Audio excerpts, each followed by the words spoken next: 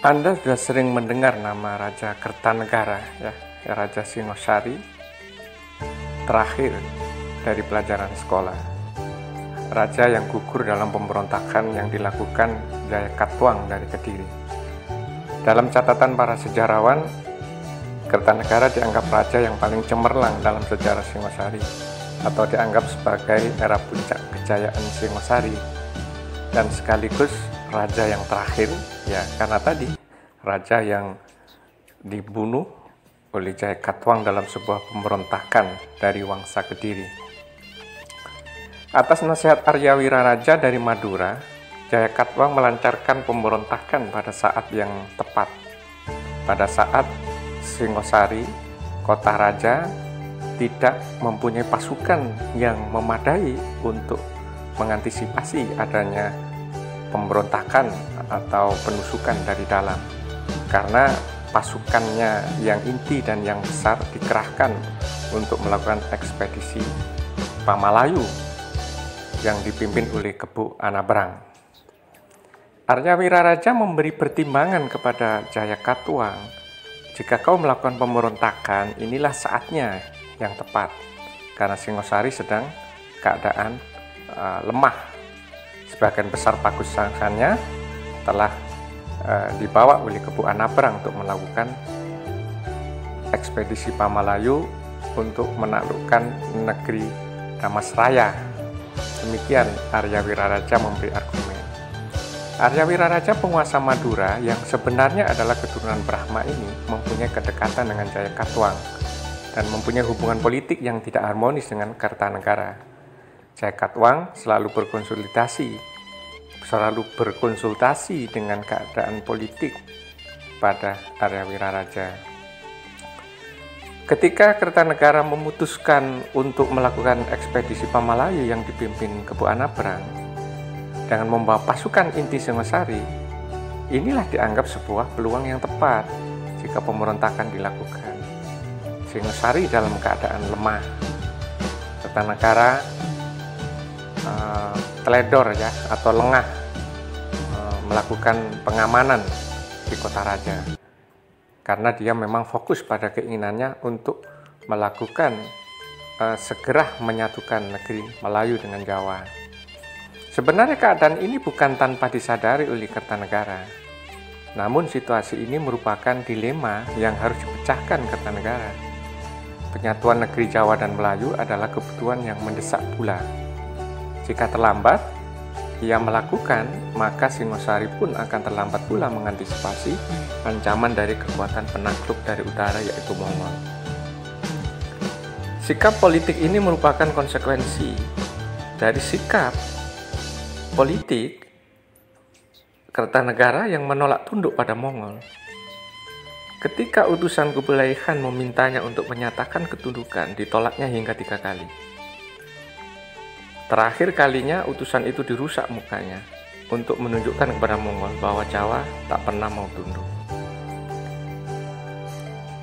Ini menjadi analisa para sejarawan, ya, kenapa Kertanegara melakukan penolakan ini. Akhirnya dari argumen itu yang paling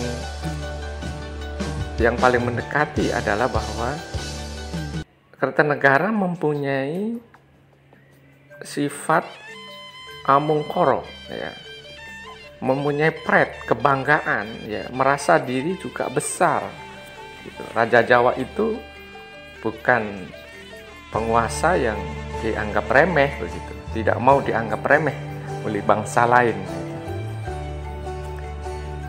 Jadi kehebatan pasukan Mongol yang melakukan penaklukan di mana-mana dan sering menang itu tidak menciutkan nyali Kertanegara untuk menolak tunduk kepada Mongol.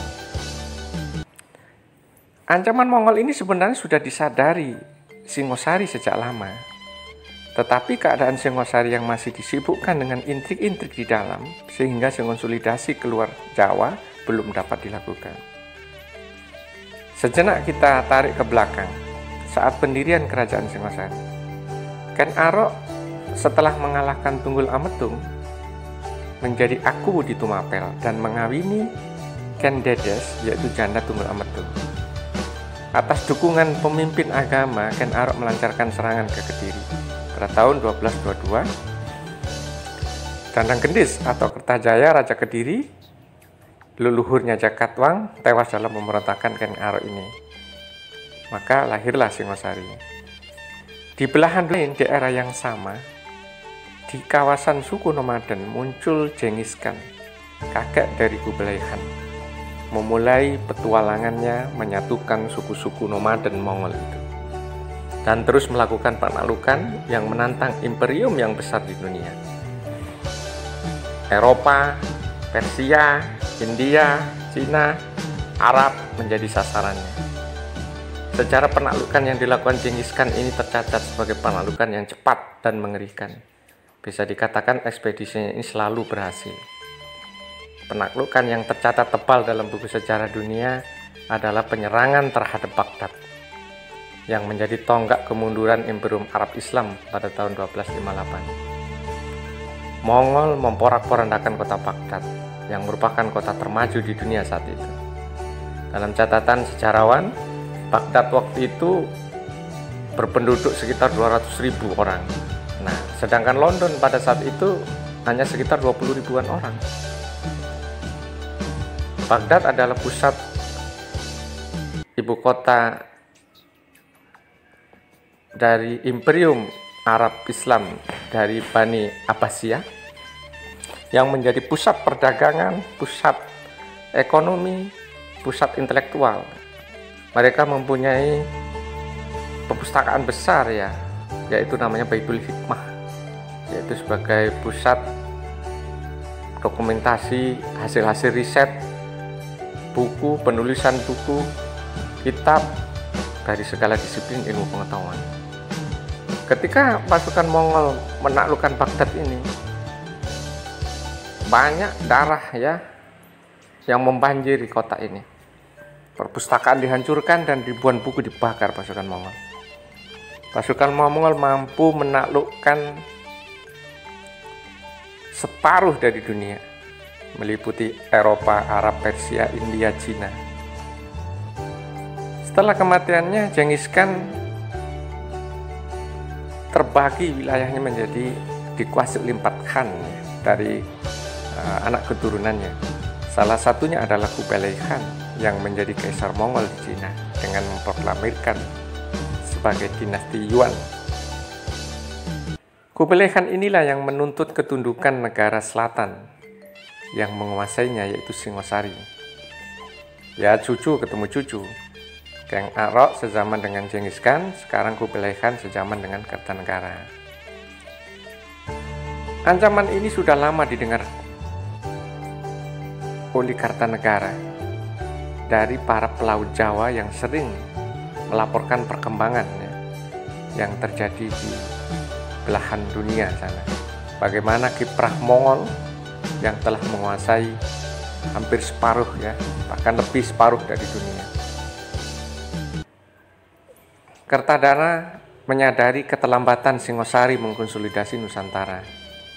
Singosari disibukkan perseteruan dan saling bunuh di antara mereka.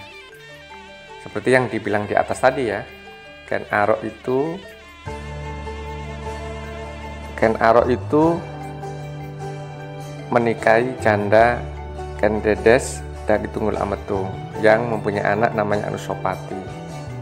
Sedangkan Ken Arok juga mempunyai anak dengan Ken Dedes, dan Ken Arok juga mempunyai anak dengan Ken Umang selirnya.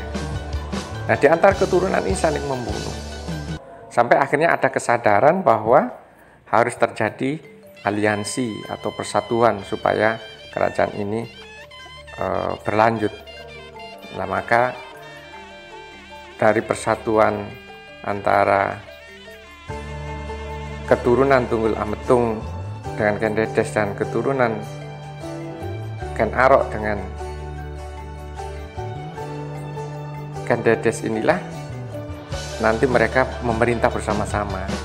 Nah, sampai akhirnya turun nanti yang namanya Kertanegara. Kertanegara ini dari garis keturunan Ken Arok dengan Ken Dedes. Juga ada yang namanya Raden Wijaya yang diambil menantu untuk menikahi 3 putrinya Kertanegara. Ini dari garis keturunan Ken Dedes dengan Ken Arok. Aliansi keturunan Ken Dedes dengan Tunggul Ametung dan Ken Arok. Aliansi keturunan Ken Dedes dengan Tunggul Ametung dan Ken Dedes dengan Ken Arok ini yang bisa menjaga stabilitas politik. Maka Raden Wijaya yang merupakan dari garis keturunannya Ken Arok, Ken Dedes itu dijadikan menantu oleh Tunggul Ametung, dijadikan mantu oleh Kertanegara yang mempunyai garis keturunan dengan Ken Tunggul Ametung dengan Ken Dedes. Dan Raden Wijaya inilah kelak yang akan melahirkan kerajaan Majapahit setelah dia bersama pasukan Tatar menumpas Jayakatwang. Dilema inilah yang dirasakan Kertanegara ya.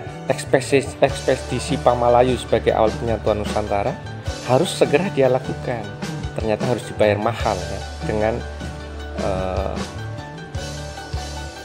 dengan terbunuhnya dia dalam sebuah pemberontakan Jayakatwang tadi. Pasukan yang tersisa di Kota Raja tidak mampu menghadapi pemberontakan Kediri. Ia pun tewas saat melakukan ritual semedi di dalam keratonnya. Wawasan penyatuan kerajaan di Nusantara ini yang selalu disampaikan Kertanegara kepada Wijaya, menantunya tadi, bahwa Jawa harus mampu melakukan konsolidasi semua kerajaan Nusantara untuk menghadapi ancaman dari utara yang bisa datang kapan saja. Wawasan Kertanegara inilah yang terparti dalam pikiran Wijaya saat memerintah Majapahit. Bersama istrinya Gayatri, bahwa konsolidasi Nusantara adalah kebutuhan agar mampu menjaga keamanan dari ancaman penaklukan dari utara. Kelak, Gayatri yang menggembleng wawasan Gajah Mada, maka lahirlah Sumpah Palapa. Dan Sumpah Palapa inilah yang menjadi inspirasi para pendiri Indonesia tentang penyatuan Nusantara. Dari Gajah Mada inilah nanti Muhammad Yamin, Bung Karno ini sangat terobsesi tentang bagaimana Nusantara ini harus disatukan, Nusantara ini harus menjadi bagian dari wilayah Indonesia agar kawasan ini mempunyai kekuatan yang cukup untuk melakukan antisipasi dari setiap rongrongan ya atau ancaman dari negara-negara dari utara. Demikian saudara, Sobat Khoris, semoga bermanfaat.